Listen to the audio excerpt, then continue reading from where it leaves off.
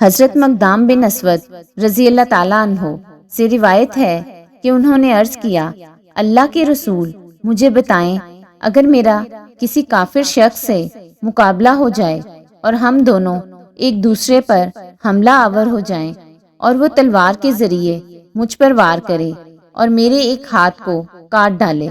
پھر وہ مجھ سے بچنے کے لیے ایک درخت کے پیچھے چھپ جائے اور کہے میں اللہ کے حکم کے سامنے سر تسلیم خم کرتا ہوں۔ اور ایک روایت میں ہے جب میں نے اسے قتل کرنے کا ارادہ کیا تو اس نے کہا لا الہ الا اللہ،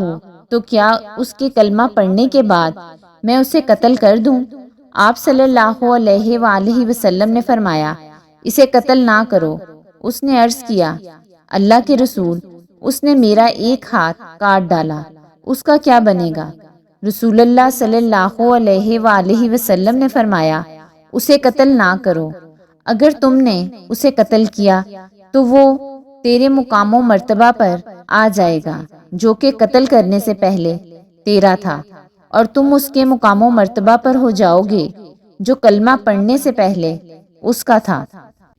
حضرت عبداللہ بن عمر رضی اللہ تعالیٰ عنہ بیان کرتے ہیں رسول اللہ صلی اللہ علیہ وآلہ وسلم نے فرمایا جس نے کسی معاہد ذمہ کو قتل کیا تو وہ جنت کی خوشبو بھی نہیں پائے گا، حالانکہ اس کی خوشبو 40 سال کی مسافت سے محسوس کی جائے گی۔